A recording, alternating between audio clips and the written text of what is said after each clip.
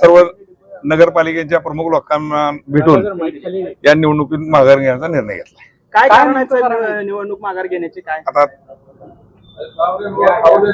सर्व बोलता येणार नाही, माईक समोर बोलताय. मी निवडणूक माघार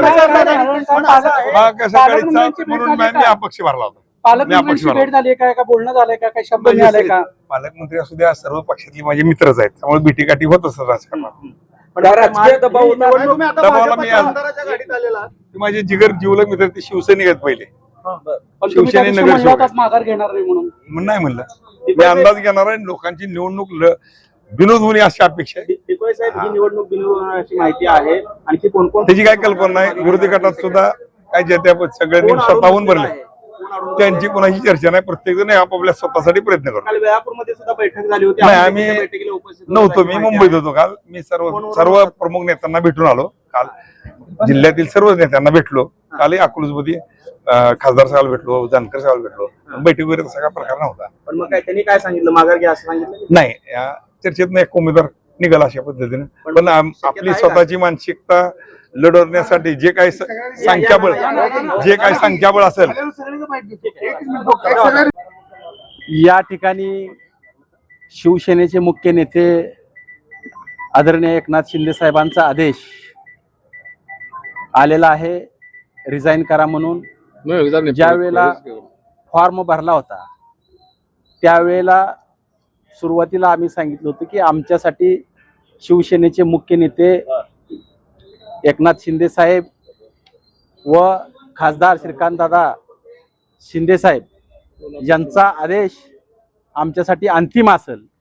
आणि आज शिंदे साहेबांचा आदेश आला की उमेदवारी आपण माघारी घ्या. पण आमचा मूळ मुख्य उद्देश या सोलापूर जिल्ह्याचा असा होता की या सोलापूर जिल्ह्याचे पालकमंत्री जयकुमार गोरे हे शिवसेनेला सातत्यानं ज्या पद्धतीनं राज्यामध्ये सत्तेचा वाटा शिवसेना असेल, राष्ट्रवादी असेल, भाजप असेल, या सगळ्या कार्यकर्त्यांना, सगळ्या आमदारांना समान मिळतो किंवा त्यांच्या ताकदीनुसार मिळतो, तसा वाटा या सोलापूर जिल्ह्यामध्ये शिवसेनेला दुर्लक्षित करण्याचं काम आजपर्यंत झालं होतं. पालकमंत्री महोदयांची यांच्याशी माझी 2 तास मीटिंग झाली, चर्चा झाली आणि त्या चर्चामध्ये आम्ही काही मुद्दे मांडले. जयाभाऊंना आम्ही सांगितलं की आम्ही संघर्ष करून या ठिकाणी लोकप्रतिनिधी झालेलो आहे आणि आमच्या हातून देखील या ठिकाणी विकास निधीचं वाटप आम्हाला झालं पाहिजे. या ठिकाणी डीपीसीच्या एक म्हणला होता तुम्ही मीटिंग मध्ये पालकमंत्री माझं पूर्ण होऊ द्या. मी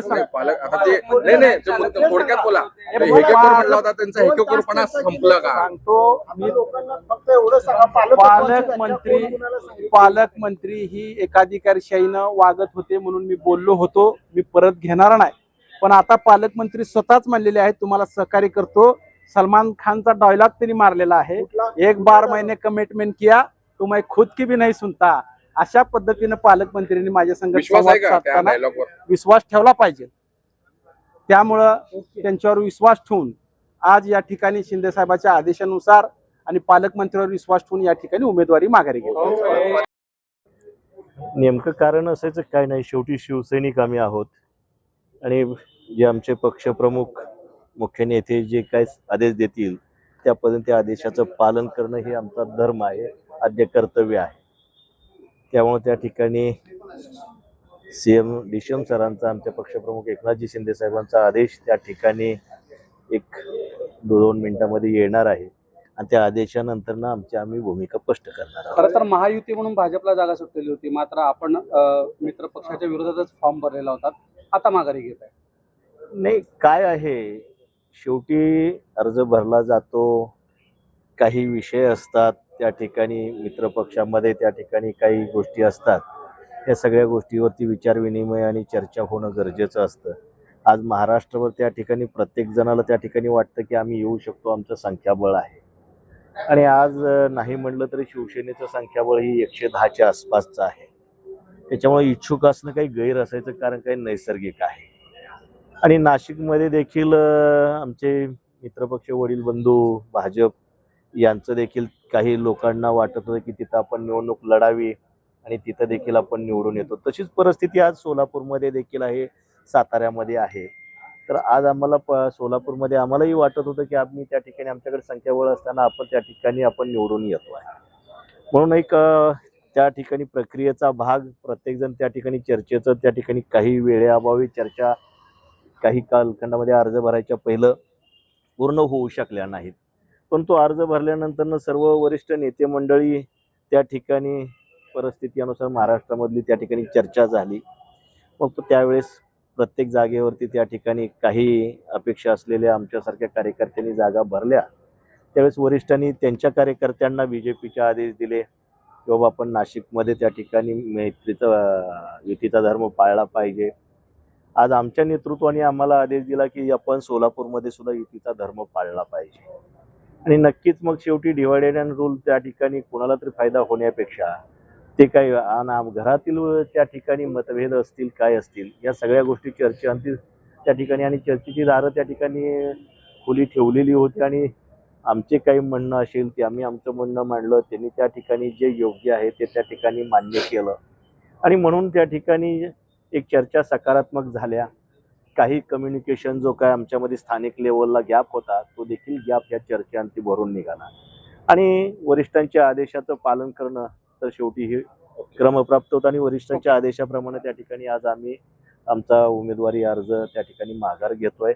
आणि इथून पुढच्या काळामध्ये देखील जे नेतृत्व सांगेल त्या पद्धतीनंच त्या ठिकाणी मी पुढच्या काळामध्ये सन्मानाची वागणूक मिळेल पक्षाला?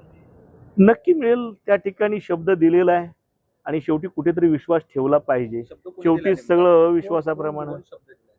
शेवटी आज दोन्ही नेत्यांच्या मध्ये एकनाथजी शिंदे साहेब आणि देवेंद्र फडणवीस साहेब या दोघांच्या मध्ये चर्चा झाली. स्थानिक लेवलला म्हेत्रे साहेब असतील. कुठे गेले म्हेत्रे साहेब? म्हेत्रे साहेब आमचे पालक आहेत जिल्ह्यामध्ये. देशम सरांचं एकनाथजी शिंदे साहेबांचा देखील पालकमंत्री चर्चा झाली आणि माझी आणि पालकमंत्री महोदय आणि म्हेत्रे साहेब यांची चर्चा झाली. आणि त्या ठिकाणी जो काही आमचा विचाराचा दुरावा होता तो त्या ठिकाणी पूर्ण संपलेला आहे.